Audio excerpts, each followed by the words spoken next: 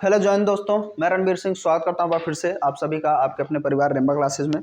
तो जैसा कि हम लोग प्रैक्टिस सेट देख रहे थे जो आपके आगामी एग्जाम के लिए काफ़ी इंपॉर्टेंट रहने वाला है, तो उसके तहत उसी सीरीज में ये 10वां हो जाएगा। ठीक है, तो इसको हम लोग देखते हैं। लाइए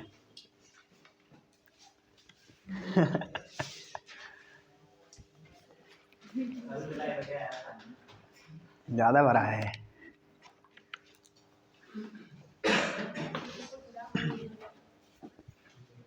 है ना। तो काफ़ी इंपॉर्टेंट रहेगा सभी एग्जाम के लिए, जो भी आगामी एग्जाम होने वाले हैं उन सभी के लिए। और पेट तो अब लगभग शुरू ही हो गया है ना, 2-4 दिन ही बचे हैं, मतलब 10 दिन बचे हैं अभी। तो उस पर ज़्यादा अब देखिए, क्वेश्चन जो है आमतौर पे जिस पर हम ध्यान नहीं देते हैं वो हम प्रैक्टिस सेट में देख लेते हैं, जहाँ पे हमारी नज़र नहीं जाती है। आमतौर पे जब किताब पढ़ते हैं तो सिर्फ किताब पढ़ने से हम देखेंगे नहीं कि अच्छा ये भी प्रश्न बन सकता है। कह रहा है लक्षद्वीप के लोग जो है कौन सी भाषा बोलते हैं, ठीक है ना। तो लक्षद्वीप, पहली बात तो ये समझिए, लक्षद्वीप क्या है, हमारा केंद्र शासित प्रदेश है ना। आजकल तो मैप बनाना भी जो है दुश्वार हो गया मेरे लिए, मैप बना ही नहीं पा रहा हूँ मैं, समझ लेना, ठीक है। सिर्फ समझने लायक बन जाए तब भी ठीक है, और इस पे नहीं बन रहा और भी ज़्यादा। तो ये वाला जो हिस्सा है वो है लक्षद्वीप, यहाँ पर है ना, ये है लक्षद्वीप। और ये हमारा केंद्र शासित प्रदेश है, इधर अंडमान निकोबार द्वीप समूह पड़ता है। तो बंगाल की खाड़ी में अंडमान निकोबार द्वीप समूह, और लक्षद्वीप जो है वो अरब सागर में पड़ता है। ये कई बार प्रश्न इस तरीके से बन जाएगा। और इसमें भाषा कौन सी बोली जाती है, तो इस तरीके से देखेंगे, कन्नड़, मलयालम, तेलुगु, तमिल, ये कुछ भाषा हैं जो साउथ इंडिया से हैं। तो देखिए, जो लोग ये जानते होंगे कि केरल का हाई कोर्ट जो है इस पर प्रभावी होता है, उससे थोड़ा उनका आसान हो जाएगा, है ना। नहीं तो आप ध्यान से समझेंगे तो केरल जो है सबसे नज़दीक है, तो करेक्ट आंसर क्या हो जाएगा, मलयालम, है ना। तो मलयालम भाषा बोली जाती है लक्षद्वीप में। यहाँ से प्रश्न क्या क्या बन सकता है, तो लक्षद्वीप जो है हमारा केंद्र शासित प्रदेश है, और सबसे ज़्यादा केंद्र शासित प्रदेश में पढ़े लिखे लोगों की संख्या यहीं पे पाई जाती है, प्रतिशत में सबसे ज़्यादा लिटरेसी रेट यहाँ पाई जाती है। और राज्यों में बात करेंगे तो उसी के बगल में सबसे ज़्यादा लिटरेसी रेट जो है केरल में पाई जाती है। केरल और लक्षद्वीप दोनों के पास ज़्यादा, मतलब ज़्यादा पढ़े लिखे लोग हैं, ठीक है ना। फिर कई बार, अच्छा, इसकी राजधानी क्या हो जाती है, इसकी राजधानी है कावारत्ती, ठीक है। लक्षद्वीप की राजधानी कावारत्ती है। मिनी काय को कावारत्ती से अलग करने वाली जो लाइन है, जिसे हम आमतौर पे ये जो लाइन जाती है जो अक्षांशी लाइन है, तो कौन सा डिग्री होता है, कौन सा डिग्री चैनल उसको अलग करता है, कोई बताएगा इसमें से। 9 डिग्री चैनल जो है मिनी काय को कावारत्ती से अलग करती है, यहाँ से प्रश्न बन जाता है, ठीक है। और यही एक ऐसा द्वीप है जो मूंगों पर बसा हुआ है, मूंगों की कॉलोनियों पर। मूंगा क्या होते हैं, मूंगा जो आमतौर पे क्या होते हैं हम देखते हैं, ये एक ऐसा वर्ग समूह है जिसमें कैल्शियम कार्बोनेट की खोल पाई जाती है, ठीक है। और अगर हम बात करेंगे कि संघ का प्राणी होता है तो मोलस्का से संबंधित होता है। तो संघ मोलस्का का ये जीव है, जैसे घोंघा, सीप, है ना, मूंगे, ये सब जो है मोलस्का से संबंधित है, शंख वगैरह।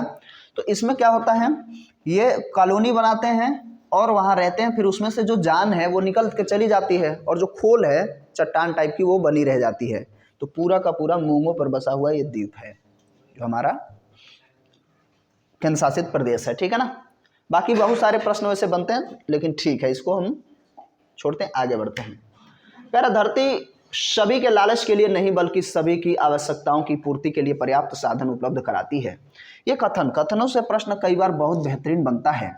तो ये किसका कथन है, आप लोग भी गेस करना चाहें, गेस करते रहिए, और आप लोग अपना देखिएगा कितना आपके सही बनते हैं। आप लोग भी कमेंट बॉक्स में कमेंट करिएगा कि आपके कितने सही थे, ठीक है ना।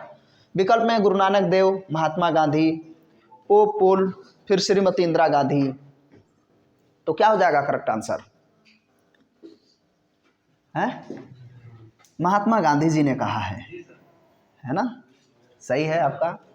तो धरती, उन्होंने कहा कि धरती उतना जरूर देती है जिससे आपकी आवश्यकताएं पूर्ति हो जाए, लेकिन लालच पूरा करने के लिए धरती पर्याप्त नहीं है। ऐसा कथन महात्मा गांधी जी का था। ऐसे बहुत सारे कथनों से प्रश्न बनता है, ठीक है ना। बाकी गुरु नानक देव जो है पहले गुरु हो जाएंगे, है ना। महात्मा गांधी जी को किसने कहा था, महात्मा की उपाधि किसने दी थी? देखिए 2-4 लोगों का नाम आता है, सुभाष चंद्र बोस, ठीक है ना, बोस ऐसे लिखेंगे ना, और एक आते हैं रविंद्रनाथ टैगोर जी। अब आप लोग जो गलती अभी जो कर रहे हैं वही नहीं करनी है। देखिए सुभाष चंद्र बोस जी ने इन्हें बापू कहा था, और क्या कहा था, राष्ट्रपिता कहा था, ठीक है ना। अर्धनग्न फकीर कहने वाला व्यक्ति था विंस्टन चर्चिल। 1931 के जो दूसरा गोलमेज सम्मेलन था उसमें गांधी जी शरीक होने गए थे, कांग्रेस की तरफ से एकमात्र बार गए थे, गांधी जी ही गए थे। उसी समय उन्हें हाफ न्यूड मैन कहा था, ठीक है। फिलहाल सुभाष चंद्र बोस जी गांधी जी को क्या कहते हैं, राष्ट्रपिता कहते हैं, बापू कहते हैं। लेकिन टैगोर साहब, रविंद्रनाथ टैगोर साहब महात्मा गांधी जी को क्या कहते हैं, महात्मा, ठीक है ना। तो टैगोर साहब ने महात्मा कहा हुआ है, और गांधी जी ने इनको क्या कहा था, गुरुदेव, है ना, गुरुदेव की उपाधि दी थी, ठीक है। टैगोर साहब को तो जानते ही हैं, सबसे पहले नोबेल प्राइज पाने वाले एशिया के पहले व्यक्ति, है ना। 1913 में सबसे पहले नोबेल पुरस्कार इनको दिया गया था गीतांजलि के लिए। 2 राष्ट्रगान इन्होंने लिखा हुआ है, एक तो अमर सोनार और दूसरा हमारा राष्ट्रगान जनगण मन, ठीक है ना। तो बांग्लादेश का भी राष्ट्रगान इन्होंने लिखा है। चलिए अच्छा, ये हम लोग थोड़ा सा छोड़ते हैं इस मुद्दे पे, आते हैं गुरु नानक देव में। तो सभी गुरुओं को हम देखते हैं, 10 गुरुओं को। यहां से प्रश्न कई बार बनता है, सारे तो नहीं, 2-3 हम लोग देखेंगे जो आमतौर पे ज्यादा महत्वपूर्ण रहेगा, ठीक है। शायद आपको विजुअल हो पा रहा हो, नहीं हो रहा तब भी कोई बात नहीं है। सबसे पहले गुरु नानक देव, ये जो है पूछ लेता है कि सिख धर्म की स्थापना किसने की थी, तो गुरु नानक देव पहले गुरु थे, है ना। 10 गुरु हैं, उसके बाद से गुरु ग्रंथ साहिब को ही गुरु मान लिया गया है, ठीक है। तो पूछता है कि जन्म कहाँ हुआ था, तो अभी एक चीज ध्यान रखेंगे, इनका पूरा डिटेल्स है वैसे, कब कहाँ जन्म उनका हुआ था, 14 अप्रैल 1469 को हुआ था, है ना। और जन्म स्थल जो है पंजाब वाले क्षेत्र में, वंश जो है खत्री से संबंधित थे, है ना। और जब ये पैदा हुए तो हिंदू ही थे, बाद में इन्होंने सिख धर्म की स्थापना की। तो ये चीजें चलती हैं। बाकी आगे हमें गुरु रामदास को याद रख लेना चाहिए। गुरु रामदास जी जो है ये वही व्यक्ति है जिनको अकबर ने क्या दिया था, जमीन दी थी, जगह जमीन दी थी, जहां पे आज जो है क्या बनाया गया है, स्वर्ण मंदिर अमृतसर का, ठीक है, अमृतसर का स्वर्ण मंदिर। तो अकबर ने दिया था गुरु रामदास जी को, ठीक है ना। शायद यहाँ पे आगे कुछ काम में दिया होगा, है ना। तो ये ध्यान रखेंगे, यहाँ से इनसे ये प्रश्न बन जाता है। और गुरु अर्जुन देव 5वें गुरु जो हैं, नंबर पे याद रखेंगे, 4थे गुरु रामदास, 5वें गुरु अर्जुन देव, ठीक है ना। तो इनकी हत्या की गई थी, ठीक है ना। ज़्यादा डिटेल्स है नहीं क्या इसमें, ये वाला हिस्सा है, यहाँ थोड़ा दिख रहा होगा आपको, फांसी दे दी गई थी, क्योंकि अकबर के बाद जहांगीर का नंबर है, जहांगीर के बाद शाहजहां का नंबर है, शाहजहां के बाद उसके पुत्र औरंगजेब। तो 2 अच्छे राजा, अगर हम थोड़ा सा सोचेंगे तो हाँ ठीक है कि अकबर सही राजा है, और उसके बाद शाहजहां। तो जो उनके बाद जो जहांगीर है, जो सलीम है, उसने हत्या करवाई थी किसकी, गुरु अर्जुन देव की, जो 5वें गुरु थे। कई बार प्रश्न बना है, ठीक है ना। फिर इसके बाद फिर हम आगे बढ़ जाएंगे, हत्या वाली ही बात हो जाएगी। तो जिसे जिंदा पीर कहा गया है ना, जिंदा पीर ने इनकी हत्या करवाई थी, गुरु औरंगजेब जिसे हम कहते हैं। तो औरंगजेब ने फांसी दिलवाई थी तेग बहादुर जी को। तो 9 गुरु थे, तो 9, 5वें, 4, पहले याद रखेंगे गुरु नानक देव, 4थे रामदास जिन्होंने स्वर्ण मंदिर की स्थापना करवाई थी, 5वें अर्जुन देव जिनकी हत्या किसने करवाई थी, औरंगजेब तो लास्ट में आएगा ना, अकबर के बाद उसका पुत्र जहांगीर, सलीम, जो भी कह लीजिए। फिर 9वें शाहजहां का पुत्र जिसे हम कहते हैं औरंगजेब, है ना, तो इसने इनकी हत्या करवाई थी। ये कई बार प्रश्न बनता है, गुरु तेग बहादुर। उसके बाद अंतिम गुरु, गुरु गोविंद सिंह, ठीक है ना। गुरु गोविंद सिंह खालसा पंथ की स्थापना ये करते हैं, पंच ककार इत्यादि देते हैं। ये सारे कई बार प्रश्न बन जाते हैं, ठीक है ना। उसके बाद जो है 11वें गुरु के रूप में जो गुरु ग्रंथ साहिब है उसको रखा गया है, ठीक है। तो ये चलता रहेगा। तो ये थोड़ा सा प्रश्न 2-3 यहाँ से बन जाते हैं गुरुओं से। तो कुल कितने गुरु? 10, ठीक है ना। और 11वें से आगे कंटिन्यू जो गुरु ग्रंथ साहिब है वो। हम लोग आते हैं वापस अपने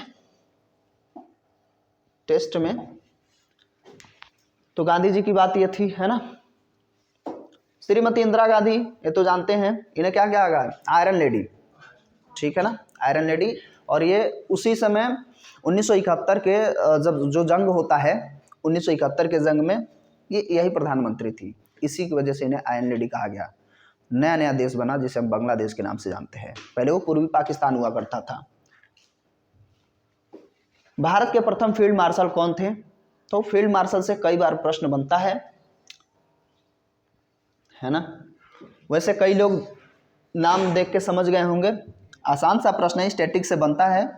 तो मानेक शाह साहब जो है पहले फील्ड मार्शल थे और जिनके नेतृत्व में ही भारत ने 1971 का जंग जीता था, ठीक है ना। इन्हीं के नेतृत्व में भारत पाकिस्तान का जो युद्ध हुआ। बाकी जो है जैसे A.S. वैद्य, करियप्पा, ये दोनों के दोनों, करियप्पा जो है सबसे पहले सेना प्रमुख हुआ करते थे, सबसे पहले सेना प्रमुख, और बाकी वो भी सेना प्रमुख ही रहे हैं। तो सबसे पहले सेना पहले के नंबर पे आएंगे तो करियप्पा साहब ये पहले सेना प्रमुख हैं और ये फील्ड मार्शल हैं, ठीक है। मानेक शाह, कई सारे विद्यालय इत्यादि में आप देखेंगे कुछ संस्थानों में इनकी फोटो लगी होती है, ठीक है। तो इसमें इतना ही ध्यान रखना है, बहुत ज़्यादा स्टैटिक है, इस तरीके से प्रश्न बनते हैं, बहुत ज़्यादा कठिन नहीं होता, लेकिन ध्यान होना चाहिए।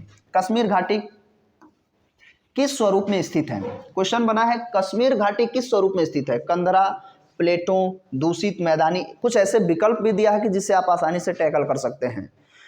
कभी आप आंसर डायरेक्ट नहीं आपको पता हो तो आप विकल्प के माध्यम से भी आंसर सही वाला टैकल कर सकते हैं। जीके जीएस आप ये सोचिए कि हर चीज़ आपको रटा रटाए मिल जाए तो फिर थोड़ी सी समस्या है ना।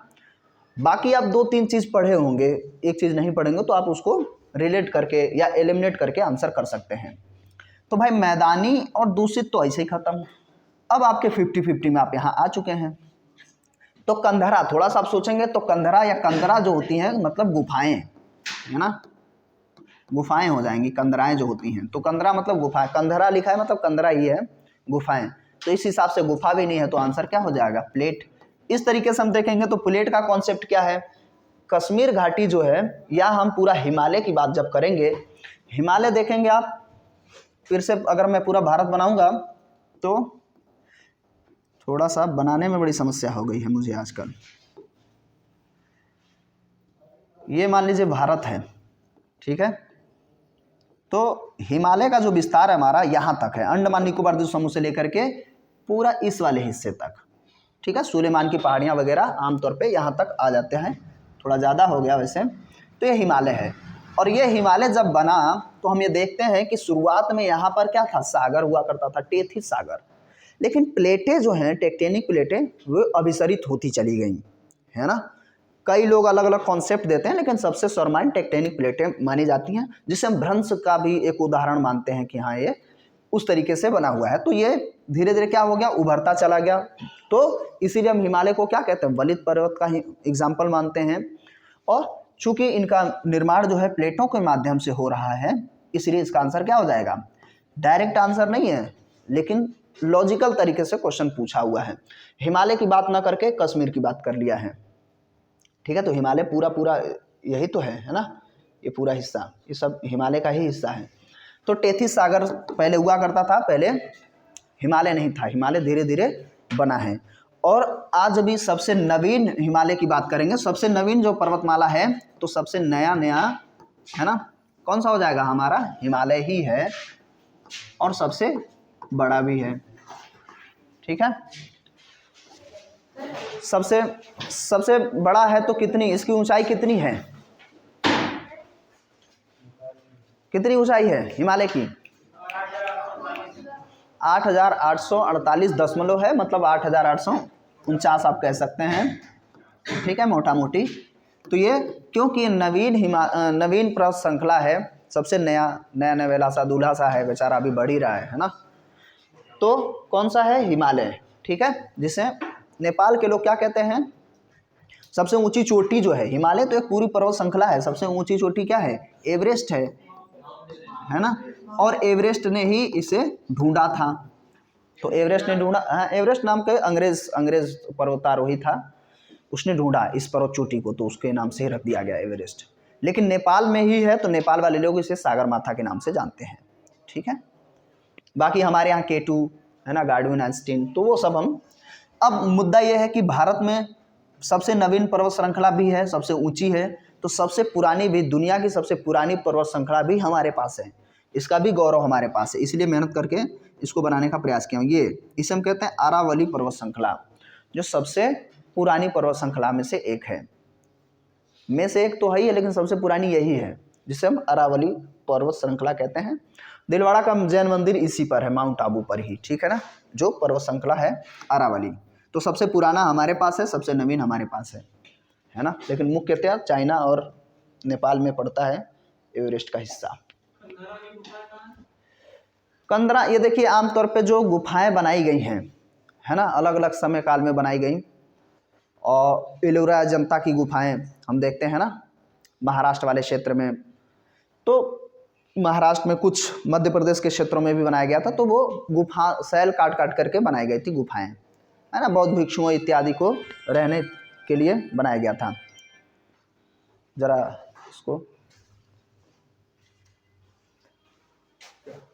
उसको पोज कर दीजिए। तो हम आगे बढ़ते हैं।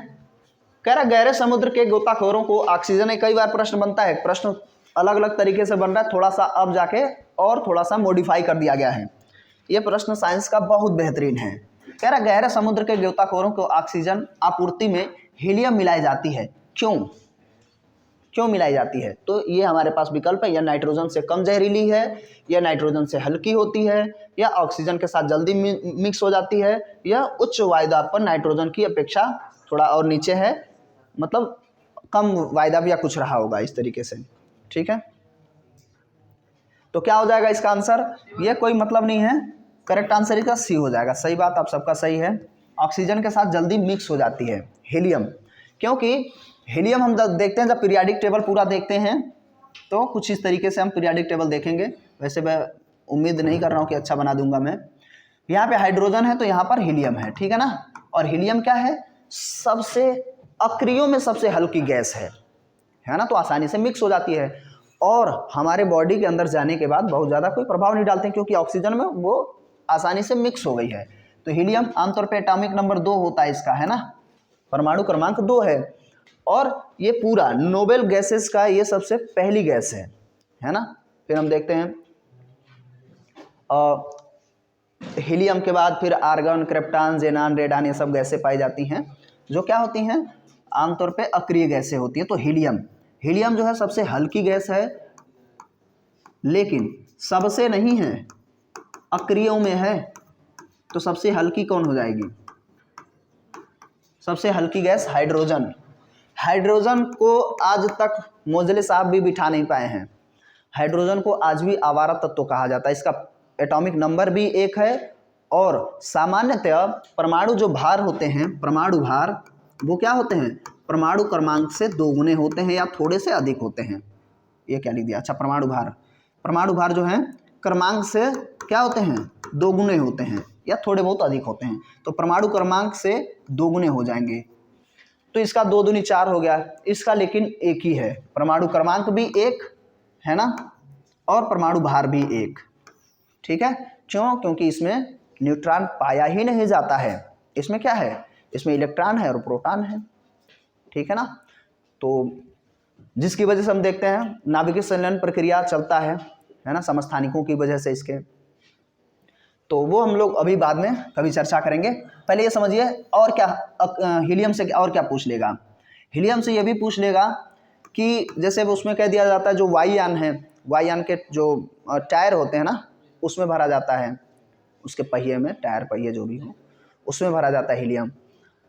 और बाकी गोताखोर में तो इस्तेमाल हम करते ही करते हैं। तो ये कई बार प्रश्न ऐसे, अच्छा समंदर से प्रश्न जब बनता है समुद्र से, तो कई बार ये प्रश्न पूछ लेगा समुद्र के तलहटी पर जो मछली है, बड़ी मछली आमतौर पर तलहटी में होती हैं, उसे अचानक से ऊपर ला दीजिए तो क्या होगा। तो उसकी जो वेंस हैं, नसें, जो भी धमनियाँ नसें हैं वो फट जाएंगी, उसकी मृत्यु हो जाएगी। क्यों? क्योंकि जितना आप समंदर के नीचे जाते हैं आपका वायुदाब क्या होता है, बढ़ता है। वायुदाब कह रहा हूँ, प्रेशर, वायुदाब तो नहीं कहेंगे, क्या कहेंगे इसको, जो दबाव होता है, प्रेशर होता है, वो बढ़ता जाता है। हालांकि ये तो जल वाला स्थिति में हो जाएगा। तो प्रेशर ऊपर आएंगे तो कम होगा, तो अचानक से दबाव कम हो जाता है तो उनकी डेथ हो जाती है, नसें वगैरह फट जाती हैं। ये भी कई बार बना है प्रश्न। तो इस तरीके से प्रश्न बनता है गैसों वगैरह से भी। बाकी आगे बढ़ते हैं। अच्छा, ये जो मोजले की मैं बात कर रहा था, तो पीरियाडिक टेबल की सबसे पहले बनाने वाला व्यक्ति कौन था? आवर्त सारणी को सबसे पहले बनाया किसने था? ये प्रश्न कई बार बनता है। दो लोग हैं, एक हैं ग्रेगर जॉन मेंडल, बच्चे गड़बड़ कहाँ करते हैं, और एक है मेंडलीफ, है ना, पाई मात्रा देख लीजिएगा, उसमें कोई दिक्कत नहीं है। दो लोग हैं, नाम सिमिलर सिमिलर सा लग रहा है। तो जो ग्रेगर जॉन मेंडल हैं वो आनुवंशिकी के जनक हैं, ध्यान रखेंगे, आनुवंशिकी के जनक। जो मेंडलीफ हैं उन्होंने आवर्त सारणी बनाया था सबसे पहले। उस समय 63 तत्व उनके पास थे, ढूंढ ढूंढ के। हालांकि सबसे पहले बहुत सारे लोगों ने प्रयास किया, फिर हम देखते हैं डोबे राइनर का त्रिक सिद्धांत आता है ना, न्यूलैंडस का अष्टक सिद्धांत आएगा, है ना, फिर मेंडलीफ की आवर्त सारणी आती है। और अब वर्तमान में मोजले साहब की जो है, जो आज हम पढ़ते हैं 118 तत्व, वो मोजले साहब ने उसको फिक्स किया। इनकी गलती ये थी कि इन्होंने क्या कर दिया था, परमाणु भार के बढ़ते हुए क्रम में रख दिया था। तो अलग अलग चीजें हैं। वैसे आवर्त सारणी की सबसे पहले शुरुआत इन्होंने की थी। मोजले का अभी वर्तमान में जो हम पढ़ रहे हैं वो होता है मोजले का आवर्त सारणी। ठीक है। मेंडल तो जानते हैं, रशियन थे, उन्होंने मटर के पौधे पर प्रयोग किया और बताया कि क्या होता है आनुवंशिकी। स्वास्थ्य को संकट में डालने वाला सबसे गंभीर वायु प्रदूषक कौन सा है? तो स्वास्थ्य में प्रभाव डालने वाले तो लगभग सभी होंगे इसमें से, है ना। तो सबसे, इन सब में सबसे ज्यादा गंभीर कौन सा है वायु प्रदूषक में? तो sulphur dioxide, carbon monoxide, ozone, nitrogen oxide, है ना। तो इसका देखिए सल्फर डाइऑक्साइड यहाँ पर सबसे ज़्यादा जो है घातक होता है ना, क्योंकि ये आमतौर पे क्या करता है, SO2 होता है, आमतौर पे हाइड्रोजन से अभिक्रिया करेगा और क्या बना लेता है, सल्फ्यूरिक एसिड बना लेता है, H2SO4 सल्फ्यूरिक एसिड बना लेता है, जिसकी वजह से हमारा जो भवन है जिसमें हमारा ताजमहल है, लाल किला है, ताजमहल है, ताजमहल का जो है रंग बहुत ज़्यादा बदरंग होता जा रहा है। तो क्यों? क्योंकि ये अम्ल वर्षा होने लग जाती है, H2SO4 के बादल बन जाते हैं, क्योंकि वहीं बगल में मथुरा में क्या है, रिफाइनरी कंपनी है जो सल्फर डाइऑक्साइड को बहुत ज़्यादा क्या करती है, छोड़ती है ना। तो अधजले से होते हैं सल्फर डाइऑक्साइड, लगभग आप कभी देखेंगे सफ़ेद धुआं निकलता है तो यही है ना। तो वैसे एक ग्रह है जिसमें इसके बादल पाए जाते हैं, जिसकी वजह से बड़ा चमकता है, वो क्या कहते हैं उसे, शुक्र, है ना, रूप की देवी जिसे कहते हैं। तो बहुत ज़्यादा H2SO4 के बादल हैं वहाँ पे, इसलिए बहुत ज़्यादा प्रकाश को रिफ्लेक्ट भी करता है और ऑब्जॉर्व करता है, इसलिए ज़्यादा तापमान भी इसका होता है, सबसे गर्म ग्रह भी हो जाता है। चलिए, सल्फर डाइऑक्साइड हो गया। हम लोग आते हैं कार्बन मोनोऑक्साइड। कार्बन मोनोऑक्साइड बहुत घातक है। कार्बन डाइऑक्साइड की तुलना में कार्बन मोनोऑक्साइड बहुत ज़्यादा घातक है। ये क्या करता है, ये जब हम इनहेल करते हैं कार्बन मोनोऑक्साइड, ये आमतौर पे सबसे ज़्यादा निकलता किससे है, तो सबसे ज़्यादा निकलता है वाहनों से कार्बन मोनोऑक्साइड। और वाहनों में हम लेड देखते हैं, सीसा, PB, वो कार्बन मोनोऑक्साइड, ये सब निकलते हैं, सल्फर डाइऑक्साइड वगैरह भी, लेकिन ये सबसे ज़्यादा वाहनों से निकलेगा, और इसको दम घोटू गैस भी कहते हैं, दम घोटू गैस, है ना। आप जो है देखेंगे इसमें क्या होता है कि ये ऑक्सीजन से अभिक्रिया कर लेगी, और ऑक्सीजन से अभिक्रिया करने के बाद चूंकि इसके पास कार्बन मोनोऑक्साइड है, CO है, और ये तुरंत एक ऑक्सीजन से अभिक्रिया कर लेगा, है ना, ऐड हो जाएगा, जिससे क्या होगा, रक्त परिसंचरण तंत्र में समस्या होगी, ऑक्सीजन का परिवहन हो ही नहीं पाएगा क्योंकि ऑक्सीजन से अभिक्रिया हो गया है, तो दम घुटने लगेगा और मृत्यु हो जाती है कार्बन मोनोऑक्साइड से, बहुत ज़्यादा घातक होता है। ठीक है, कार्बन डाइऑक्साइड तो जानते हैं आप लोग, तो उसके बारे में चर्चा नहीं करेंगे।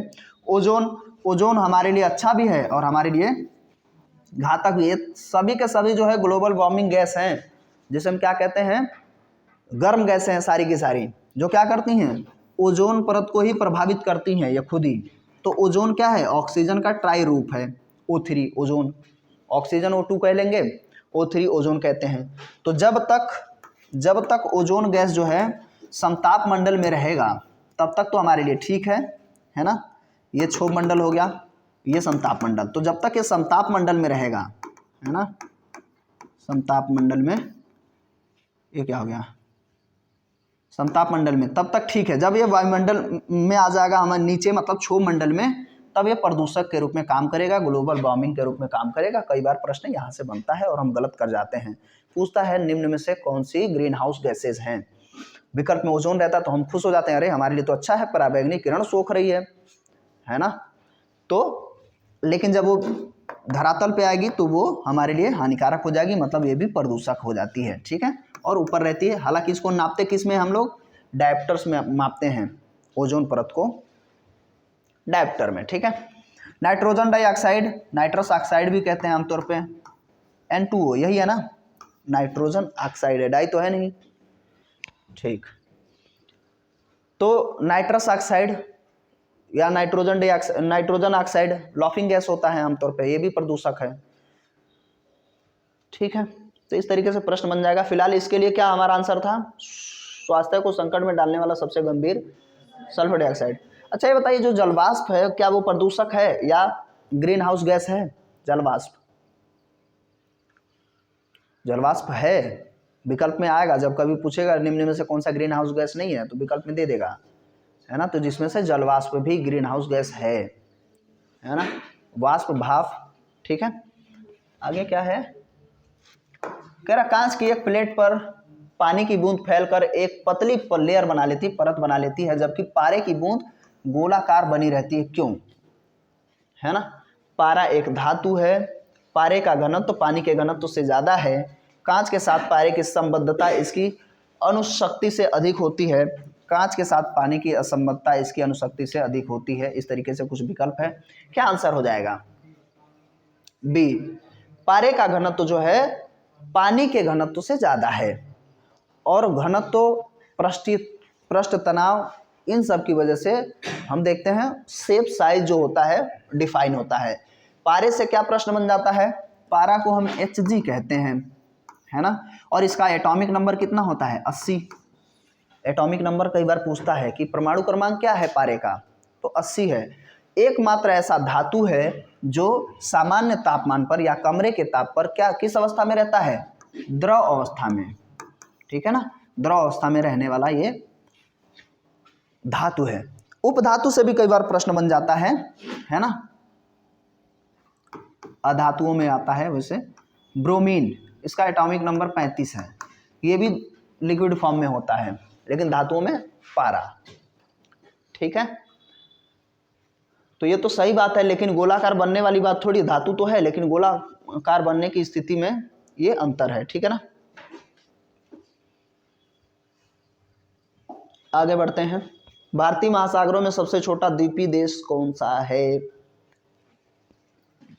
ये देखिए, एशिया महाद्वीप जब कराया जा रहा था उसमें इसकी चर्चा की गई थी, है ना। भारतीय महासागर जिसे हम हिंद महासागर कहते हैं, एकमात्र ऐसा महासागर है जो किसी देश के नाम पर है, बाकी सब सागर होते हैं। सागर और महासागर में अंतर है ना। 5 बड़े महासागर हैं हमारे पास टोटल, तो सबसे बड़ा कौन सा हो जाता है, प्रशांत महासागर, उसके उपरांत दूसरा अटलांटिक, है ना, अटलांटिक महासागर है, और जो एस आकार बनाता है, ये कई बार प्रश्न बना है। उसके बाद हम तीसरे नंबर पे आते हैं जिसे हिंद महासागर कहते हैं। हिंद महासागर क्या बनाता, एम आकार बनाता है, ये भी कई बार पूछता है। ठीक है, फिर हम दक्षिणी सागर और आर्कटिक महासागर ये सब देखते हैं। आर्कटिक और अटलांटिक अलग अलग हैं। तो कह रहा सबसे छोटा, तो इसमें विकल्प देखिए, मेडागास्कर, श्रीलंका, मॉरिशस, ऐसे दिख रहा है यार, बड़े बड़े से हैं, है ना। आंसर क्या हो जाएगा, मालदीव। मालदीव की राजधानी क्या है, माले है ना। और हमारे एशिया महाद्वीप में दो ऐसे देश हैं जो भूमध्य रेखा पर पड़ते हैं, जिसमें से मालदीव है और दूसरा इंडोनेशिया है। और मॉरिशस तो भाई अफ्रीका महाद्वीप का हिस्सा है ना। मॉरिशस अफ्रीका द्वीपीय देश है, वहाँ की जो राष्ट्रीय भाषा है भोजपुरी है। ठीक है, मॉरिशस की। श्रीलंका को जानते हैं, इसकी राजधानी क्या है वैसे श्रीलंका, जयवर्धने कोटे। ठीक है ना, कोलंबो उसका सबसे बड़ा शहर है ना। और कुछ इससे मालदीव से तो याद रखेंगे, राजधानी भी भूमध्य रेखा पर सबसे नज़दीक पड़ने वाली जो राजधानी है वो भी माले है, मालदीव की ही। ठीक है, नारियल वगैरह और पर्यटन से यहाँ की ज़िंदगी चलती है।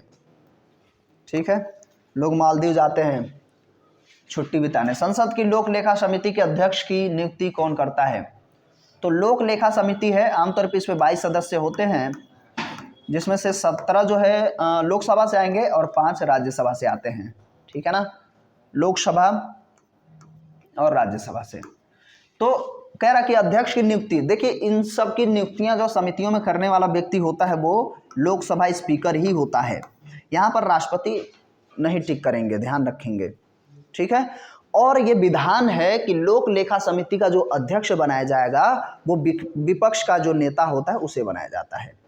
संसद के अंदर विपक्ष का नेता बनाया जाता है ना, कोई एक बड़ा जो लीडर होता है बहुत सारी पार्टियों में, जो सबसे ज़्यादा सीट रूलिंग पार्टी के अलावा जो निकाला हो, जो हालांकि हार चुका होता है, उसके पास जो दूसरी सबसे बड़ी पार्टी होती है उसको बनाया जाता है आमतौर पे, या उसके कोई भी जो जिसको वो नॉमिनेट करे उसको विपक्ष का नेता बना दिया जाता है।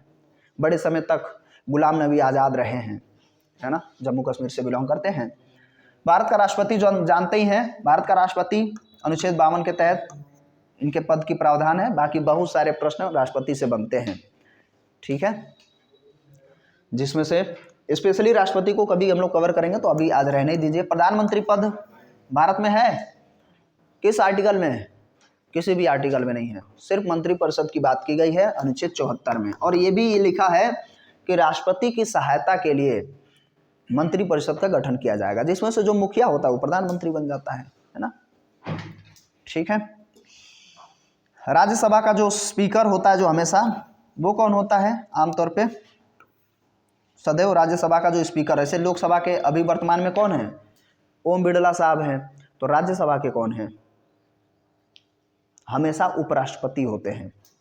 ठीक है, तो उपराष्ट्रपति महोदय अभी जगदीप धनखड़ साहब हैं, वही हैं। ठीक है ना।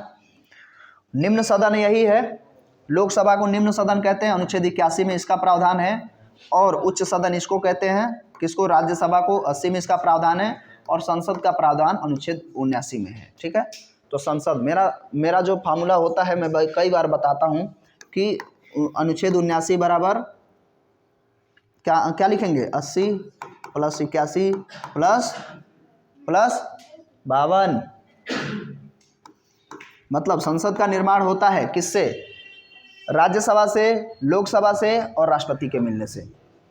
ठीक है ना, तो इस तरीके से हो जाता है। ठीक है, लास्ट प्रश्न देखते हैं। राष्ट्रीय आय को प्रायः क्या कहा जाता है, जो नेशनल इनकम होता है। आमतौर पे इस तरीके से प्रश्न बन जाता है। वैसे सामान्यतः तो हम जीडीपी ज़्यादा सुनते हैं, है ना, जीडीपी है नहीं। तो यहाँ पे जब निवल हो जाए, निवल एन हो जाता है ना, नेट, है ना, तो नेट नेशनल प्रोडक्शन, तो उसे हम कहते हैं ये वो भी फैक्ट्री कॉस्ट पर, ये मार्केट प्राइस है और ये फैक्ट्री कॉस्ट है। ठीक है, लागत मूल्य पर, तो वो राष्ट्रीय आय कहा जाता है, एनएनपी को, है ना। जीडीपी से कई बार प्रश्न बनता है। तो जीडीपी हम जानते हैं ग्रॉस डोमेस्टिक प्रोडक्ट, मतलब किसी भी देश के अंदर, मान लीजिए ये भारत है, तो भारत के अंदर जितना भी उत्पादन होगा, है ना, संयुक्त रूप से, चाहे वो किसी और देश का व्यक्ति का वहाँ उत्पादन कर रहा, उत्पादन का मतलब सेवा इत्यादि सभी, है ना, चाहे मैन्युफैक्चरिंग हो, सेवा दे रहे हो आप, सब कुछ मिला करके जितना भी आपका इनकम होता है वो ग्रॉस डोमेस्टिक प्रोडक्ट के अंतर्गत ही काउंट किया जाता है, जिसे हम जीडीपी कहते हैं। एनएनपी का मतलब हो जाता है, एनएनपी में क्या हो जाता है, नेशनल, स्पेशली एनडीपी, नेट और डोमेस्टिक प्रोडक्ट, इसमें क्या हो गया, इसमें मतलब ग्रॉस को हटा दिया गया, सिर्फ भारत के अंदर जो उत्पादन होगा, भारत का खुद का अपना होगा वो, मतलब कुछ लोग भारत से बाहर भी तो कहीं काम कर रहे होते हैं, कमा रहे होते हैं ना, कुछ लोग सोशल मीडिया से कमा रहे हैं डॉलर, तो डॉलर जो कमा रहे हैं वो भी तो है, तो वो काउंट कर लिया जाएगा इसमें, ठीक है। तो जीडीपी, वैसे जीडीपी, चलिए इतना डीप मत जाइए आप इतना समझिए जीडीपी से प्रश्न क्या क्या बन जाएगा। तो जीडीपी से सबसे पहले पूछ लेता है कि जीडीपी को मापने वाले सबसे पहले व्यक्ति कौन थे, तो जीडीपी को मापने वाले व्यक्ति सबसे पहले दादा भाई नौरोजी, दादा भाई नौरोजी ने जीडीपी मापा था। उनकी अपनी एक पुस्तक थी जिसका नाम था un British rule in India, उसमें उन्होंने इस सब की चर्चा की थी, किस तरीके से अंग्रेज भारत को लूट रहे हैं ये भी सब उन्होंने बताया हुआ था उसमें, ठीक है। तो फैक्ट्री कॉस्ट याद रखेंगे, net national product factory cost per, ठीक है, वो राष्ट्रीय आय आमतौर पे होता है, थोड़ा सा ध्यान रखेंगे स्पेशली। इस तरीके से प्रश्न थोड़ा सा डीप भी बनता है। और तो इस वीडियो में इतना ही, कैसा लगा कमेंट करके ज़रूर बताइएगा, है ना। आप लोग भी 1 से 2 बार इसको देख लीजिएगा, काफ़ी कुछ चीज़ें, और 1 से 2 बार ध्यान से देख लेंगे तो याद हो जाता है, समझ रहे ना। कितने सही हुए ये आप लोग भी कमेंट बॉक्स में कमेंट करिएगा, आपके अपने कितने सही थे। मैं 2 या 3 सेकंड तो बीच में दे ही रहा था कि आप अपना आंसर सोच सकें, ठीक है ना। तो बस मिलते हैं अगले में, तब तक के लिए नमस्कार, जय हिंद, जय भारत।